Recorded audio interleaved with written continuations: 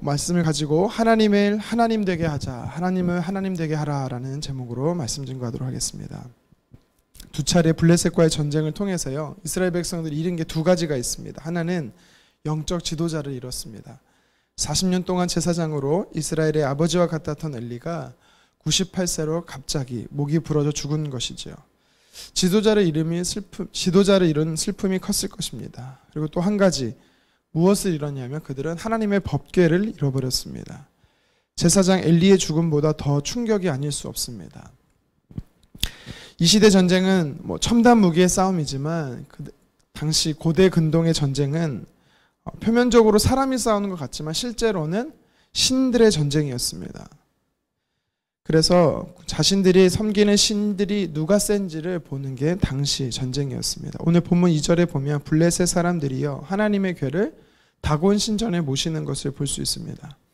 당시 아스돗에 있는 신전이 이 다곤을 섬기는 신전 중에 가장 컸었고, 또 그 자신들이 섬기는 다곤 신이 이스라엘 백성들이 섬겼던 이 하나님을 이겼다라는 뜻에서 승리의 전리품을 취하듯이 신전에 모셨던 것입니다. 이스라엘 백성들에게는 크나큰 충격이었습니다. 왜냐하면 이가봇이라 할 정도로 엘리의 며느리가 하나님의 임재 상징이었던 이 법궤가 사라지고, 법궤가 이제 빼앗긴 것을 가지고 하나님의 영광이 떠났다라고 말할 정도로 그들의 충격이 컸던 것이죠. 영적으로 피폐해진 상태입니다. 뿐만 아니라 이스라엘 백성들은 블레셋과의 이 두 번의 전쟁을 통해서 3,400여 명의 사상자가 나왔습니다. 또 언제 쳐들어올지 모르는 이 블레셋 사람들로 인해서요, 두려움 가운데 있어야 했던 것입니다. 안팎으로 또 국가적으로 민족은요, 총체적인 위기 속에 있었던 것이지요. 말씀을 준비하면서 왜 사무엘상 5장이 존재해야 할까에 대해서 물음을 던져봤습니다. 물론 4장이 있고 다음 5장이 있는 것이고 또 6장이 있으려면 5장이 있는 건 당연하지만 그런 의미가 아니라 이 저자 사무엘, 근본적으로 원저자이신 하나님께서 사무엘 5장을 통해서 이 사무엘서 흐름 중에 꼭 기록하신 이유, 그래서 그 기록을 통해서 이 말씀을 통해서 우리에게 무엇을 주시고자 하는 것인지에 대한 물음이 들었던 것입니다. 내일 본문인 6장에 보면 하나님의 이 법궤가 다시 이스라엘로 돌아옵니다. 그리고 7장에 보면 이스라엘의 영적 지도자가 다시 세워집니다. 잃어버렸던 두 가지가 다시 회복되어지는 것을 보게 됩니다. 그런데 왜 하나님은 이 사무엘의 역사 속에, 이 사무엘서의 역사 속에서 블레셋, 이스라엘 백성도 아니고 블레셋 백성에서 일어난 일들을 기록하신 것인지에 대한 퀘스천이 들었던 것입니다. 지금 이스라엘 백성들은요, 안팎으로 영적으로나 현실적으로 어려운 순간을 맞고 있습니다. 그들은 망연자실의 슬픔 속에서 도탄의 상황 가운데 빠져 있습니다. 그런데 이 아픔의 슬픔도 잠시 그들은 스스로 질문이 있었습니다. 무엇을 던졌냐면, 정말 하나님 우리를 떠나신 것일까? 이제 하나님에게 우리는 그의 소유된 백성이 아닌 것인가? 그리고 블레셋이 이 법궤를 빼앗아 갔기 때문에 하나님의 영광은 그럼 블레셋 가운데 머물게 될 것인가에 대해서 그들은 물음을 던졌을 것입니다. 이 물음에 대해 오늘 본문 5장은 1차 독자였던 당시 이스라엘 백성, 그리고 지금을 살아가는 저와 여러분들에게 하나님의 이 의도가 무엇인지, 숨은 뜻이 무엇인지 들려주고 계신 것입니다. 그것이 뭐냐면 바로 하나님은 살아계시다라는 것입니다. 신은 없다, 신은 죽었다 말하고 정말 하나님은 계신가, 이 의구심에 대해서 오늘 말씀은 하나님은 죽은 하나님이 아니라 살아계시고 역사하신 하나님이다라는 것을 오늘 말씀은 이야기하는 것입니다. 좀 어려운 표현을 빌리자면 하나님은 스스로 살아계심을 증명하고 있는 것입니다. 하나님께서 스스로 살아계시고 나타내 보이시면서 두 가지를 구체적으로 오늘 말씀을 통해 이야기하시는데요. 첫 번째는 1절에서 5절까지 스스로 살아계시는 하나님, 하나님의 살아계심을 보이시면서 말씀하시기를 나는 유일한 하나님이다라는 것입니다. 유일한 신이다라는 것입니다. 하나님 외에는 어떤 신도 있지 않다라는 것을 주님은 말씀하고 계십니다. 2절에 블레셋 사람들이 하나님의 궤를 아스돗에 있는 다곤 신전에 모셨습니다. 그런데 오늘 말씀에 보니까 이 3절에 보면 그 다음 날, 그러니까 하나님의 법궤가 이 아스도 신전에 들어간 다음 날 보니까 어떤 일이 벌어지냐면 아스도 사람들이 아침 일찍 일어나서 보니까 여호와의 궤 앞에 이 자신의 신이 엎드려져 있는 것을 보게 됩니다. 그 얼굴이 땅에 닿는 모습을 봤습니다. 마치 오체투지하듯이 고꾸라져 있는 것입니다. 근데 한 번이 아닙니다. 그 다음 날도 보면 4절에 다곤신이 하나님 궤 앞에 엎드려져 있습니다. 이번에는 엎드려져 있는 것뿐만 아니라 머리와 두 손목이 끊어져 문지방에 있었다라고 말합니다.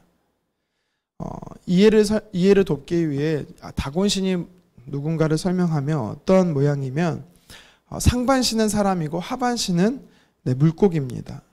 쉽게 말해 이 남자 인어라고 생각하면 됩니다.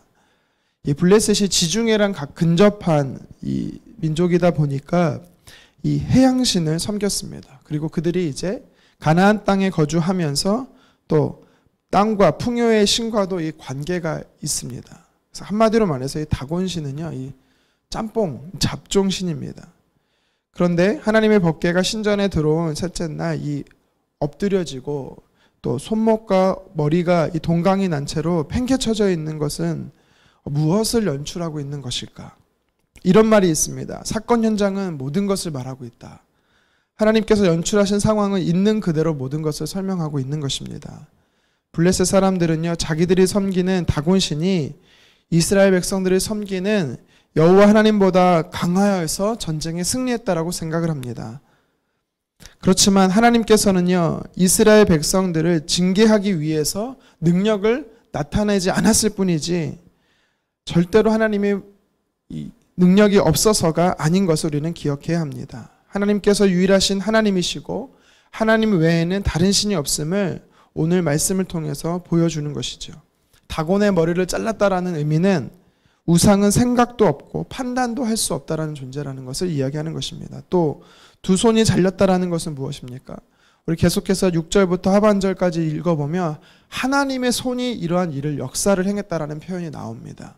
이처럼 손목이 잘렸다라는 것은 우상은 힘도 능력도 없다라는 의미를 이야기하는 것입니다. 하나님께서 다곤은 그저 우상에 불과할 뿐 하나님만이 유일한 하나님이시다라는 것이죠. 이사야서 42장 8절은 말합니다. 나는 여호와니 이는 내 이름이라 나는 내 영광을 다른 자에게 내 찬송을 우상에게 주지 아니하리라 말씀하고 있습니다. 하나님은 스스로 나타내시며 스스로 영광 받으시는 것입니다. 성경의 우상은 어떤 존재냐라고 말할 때 시편 115편에 보면 사람의 손으로 만든 것으로 입이 있어도 말하지 못하고 눈이 있어도 보지 못하고 귀가 있어도 듣지 못하며 코가 있어도 냄새 맡지 못하고 손이 있어도 만지지 못하고 발이 있어도 걷지 못하며 목구멍이 있어도 작은 소리조차 내지 못한다라고 시편 115편 4절에서 7절은 이야기하고 있습니다. 우상은 아무것도 아니라는 것입니다. 그리고 하나님께서 스스로 살아계심을 나타내 보이시면서 말씀하시는 두 번째는 뭐냐? 첫 번째가 하나님이 유일하신 하나님이다라는 것이었고 두 번째는 하나님은요 우상 숭배자들을 징계하신다라는 겁니다. 6절부터 12절에 하나님의 법궤가 이동합니다. 장소적으로 이동을 하는데 첫 번째는 아스돗에 있다가 8절에 보니까 가드 지역으로 이동합니다. 그리고 또 7개월 동안 이 7개월 동안 세 번째 지역으로 에글론에 머물게 됩니다.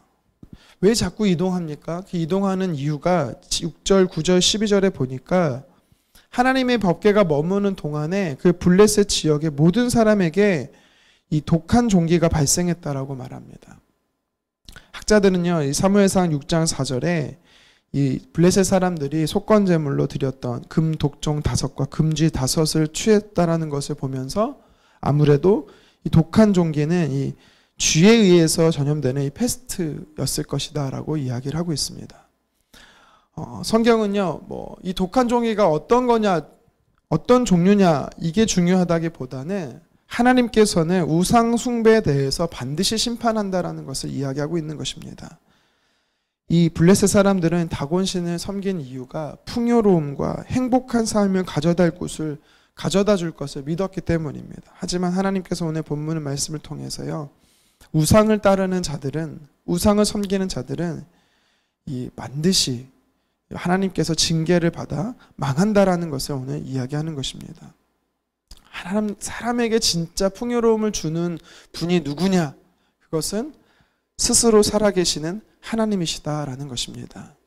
우리가 하나님을 경외하지 않고 하나님을 무시하는 삶을 산다면 하나님의 영광이 이스라엘 백성들을 떠난 것처럼 저와 여러분의 삶 안에서 하나님의 영광은 떠나실 것입니다. 하나님의 일하심을 볼 수 없다라는 것입니다. 하나님의 능력이 없다라는 것입니다. 뿐만 아니라 우리가 하나님만을 섬기지 않고 블레셋 사람들과 같이 우상 숭배한다면 우리는 블레셋 사람들이 독한 종기에 걸려 고통 속에 죽어간 것처럼 우리의 매일의 삶이 하나님의 심판과 저주 속에 있다라는 것을 기억해야 되는 것입니다. 이사야서 42장 17절은 조각한 우상을 의지하며 부어 만든 우상을 향하여 너희는 우리의 신이라 하는 자는 물리침을 받아 크게 수치를 당하리라 라고 성경은 말합니다. 그래서 사도 요한 또한 말하기를 요한일서 5장 21절에 자녀들아 너희는 자신을 지켜서 우상에게서 멀리하라라고 사도 요한은 이야기합니다. 그런데 이 다곤의 우상처럼 눈에 보이는 우상도 있지만 사실 성경에 보면은요, 눈에 보이지 않는 우상도 많다라고 이야기합니다. 골로새서 3장 5절에 탐심도 우상 숭배다라고 이야기하고, 디모데전서 6장 10절은 돈을 사랑하는 것, 디모데후서 3장 4절은 쾌락을 추구하는 것, 이 모든 것이 우상이 될 수 있다라고 이야기합니다. 하나님보다 더 사랑하고 의지하는 모든 것이 우상이라고 성경은 이야기하고 있습니다. 말씀을 정리합니다. 오늘 하나님은요, 스스로 살아계시다라고 하나님을 나타내 보이고 계십니다. 우리가 하나님을 인정해야만 하나님이 스스로 하나님 되시고, 우리가 인정하지 않을 때는 하나님이 하나님 되지 못하시고 그런 분이 아니라는 것입니다. 그렇지만 오늘 성경은 하나님께서 스스로 하나님 되심을 나타내지만 저와 여러분들은 하나님께 영광을 돌리기를 원한다라는 것입니다. 왜요? 그래야만 자녀로서 진짜 풍요로운 삶을 누릴 수 있기 때문인 것입니다. 사무엘서 5장은 우리가 어떻게 하면 하나님을 하나님으로 인정하는가에 대해서 이야기하고 있습니다. 그것이 바로 내 안에 하나님보다 높아져 있는 우상들을 제거하는 것입니다. 보이든 보이지 않든 하나님보다 높아져 있는 이 우상들을 제거할 때 우리들에게 하나님은요, 은혜를 끼치실 것입니다. 그리고 하나님은 우리를 통해 영광 받을 것입니다. 내게 하나님보다 높아져 있는 우상이 무엇인지 오늘 이 새벽에 하나님께 묻고 또한 기도했으면 좋겠습니다. 앞으로 내 삶에 그러한 우상들을 제거하고 하나님만 온전히 섬기는 저와 여러분 되기를 주님의 이름으로 축원합니다. 기도하겠습니다.